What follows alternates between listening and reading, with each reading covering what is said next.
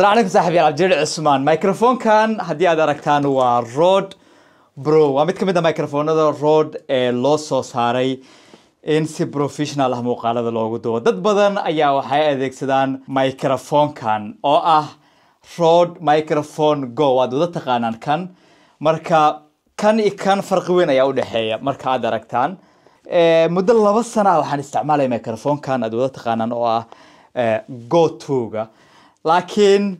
تضبط كان أرتدي ديكو أدنى جو تو ويس بديش كده مركي أي علدان يسوي جهدي. Super grateful to be part of the finalists anyway, but the girlies are in the gang. Yeah. Every single one of us I feel like are so deserving. سيدرك المقال كان وحوها مقال إن كوبري ده هو عن تضبط كان دوبي وحنا ذيك سنة ميكروفون كان أو رود جو توغا. لكن waxaad aragtaan background noise tiro badan inuu leeyahay sababtoo ah meesha lagu duubay ayaa waxa ku sugnaa dad fara badan oo xafladda ka soo qayb galay waxaan ogaaday ugu dambeyntii microphone-kan inaanu ahayn microphone-kii loogu talagalay in lagu duubo barnaamijyada shirarka waaweyn iyo barnaamijyada corporate-ka sabab la xiriira in background noise fara badan uu soo jeeto isla markaana dhinac kasta uu codka ka qabsada marka googan waxaan ku qasbanaaday in aan ka guuro isla markaana aan u guuro microphone kan oo interview broga waxa uu kaga duwan yahay kaasi marka koowaad waa omnidirectional dhinacyada waa uu ka qabtaa laakiin haddii aad qof ku aadisa microphone kan kali waxa uu qabanayaa qofkaasi aad ku aadisay shanqaraha hareeraha ka soo baxana ma qabanayo sida kale waxa uu duubaya wax loo yaqaan 32 bit floating recording oo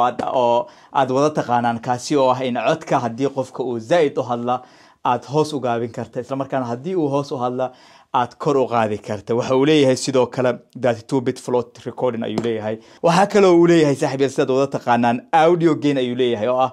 sidoo kale hadii qofka uu kor u hadlayo isaga ayaa hoos soo dhigaya hadii uu hoos qofku hadlan isaga ayaa kor isu qaaday marka waanu fureynaa so box kan wuxuu la yimaadaa boorsadan ayuu la yimaaday sida aragtaanba boorsad weyn uu wataa masha Allah case weyn buu wataa waxa kale oo uu wataa windshield ayuu wataa oo ah microphone-ka madax la geliya ka kale waa watay laakiin kan ayuu wataa sidoo kale waxa uu wataa mic stand yar ayuu wataa oo hadii aad rabto inaad amp iyo wax kale ku xirata aad u adeegsan karto waxa kale oo uu wataa cable-kii lagu charge gareynay isla markaana aad codka kaga qaadan lahaydeen marka boxka intaasi ayaa ku jira marka waxaanu eegaynaa halkan waxa ku jira sidaad wada taqaanaa sax waa microphone-ki waa go interview pro way saaxiibayaal waa more professional laba nooc ayuu leeyahay microphone-kan halka ayaa laga shidaa hoose waa shiday hadda marka aad halkan tagta saaxiibayaal record calaamadaas recordka ayuu leeyahay so waxay ku tusinaysaa calaamadan haddii xitaa receiver-ka uu ka fog yahay ama receiver-ka ay cilad kaaga timaada ama interview muhiim aad duubaysa ama banaanka aad wax ku duubaysa waxa laga yaabaa in waxa uu leeyahay internal recording ayuu leeyahay so isaga ayaa ku duubaya codka waxa uu leeyahay ilaa iyo 2 gigabyte ayuu gudaha ku duubaya marka laga soo tagay receiver-ka marka gudaha ayuu ku duubi doonaa sidoo kale mute ayuu leeyahay calaamada mute ayuu leeyahay ilaa iyo 40 saacadood ayuuna ku duubaya oo barnaamijka uu kugu duubaya marka so microphone-ka lama yimaado wax receiver ah waa kaliya waa transmitter marka aad kameradaada ku qabsato muuqaalka kaliya waxaad u baahan tahay in software-rada aad adeegsatay aad wax ku edit gareysata aad siin gareysa isla markaana codka aad halkan ka qaadata laakiin haddii aad haysato sidoo kale Rode receiver-rada Rode-ka waa taqaanaan oo go-to-ga hadda aniga aan haysto kan camal haddii aad haysato si toos ah ayaad ugu xiriirin kartaa kan laakiin kan wax receiver lama yimaado oo isaga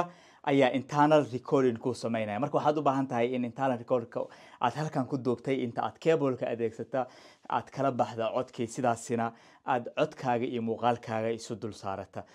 mainly waxa loogu talagalay dadka duubaya corporate-ka isla markaana meelaha shirarka waaweyn ay ka dhacayaan oo dadka badan isugu imaanayaan isla markaana sawaxanka badan ayaa loo adeegsadaa haddii aad banaanka wax ku duubayso isla markaana laga yaabo in background noise iyo waxaasi muuqaalkaaga codkaaga waxaad sidoo kale adeegsan kartaa Rode Interview Pro oo ah microphone-ka aad aragtaan halkan waxa uu ku leeyahay signal ayuu halkan ku leeyahay sidaad aragtaanba signalkan signalkan haddii aad gacanta saarto oo aad sidaas u qabata lagama yaaba in cod uu ku soo baxa oo codkaadii waa uu lumi doona marka aad qof u dhiibaysa make sure inuu qabsado halka dhexda ah haddii uu qabsado halkan signalka ayaa dhumi doona standkaas ayuu wataa oo any mic aad ku xiriirin karta ama any mic standka aad saaran karta maybe dadka interviewga duuba amaba eventyada waaweyn xafladaha duuba Rode-ka adeegsada waxaa laga yaabaa hadda Rode-ka mainly waxaa loogu talagalay dadka indoors-ka wax ku duuba sida maybe xafiis wax ku duuba amaba meelaha ay shaqarta ku yartahay wax ku duuba laakiin haddii aad dadka xafladaha iyo shirarka iyo meelaha sawaxanka badan wax ku duuba lagama maarmaan waxa ah in aad tixgelisa Rode Interview Pro inaad tixgelisa qiimihiisu waxa uu ahaa $249 lacagta Ingiriiska maybe $260 Mareykanka meelahaas ayuu noqon doonaa aad mahadsantiin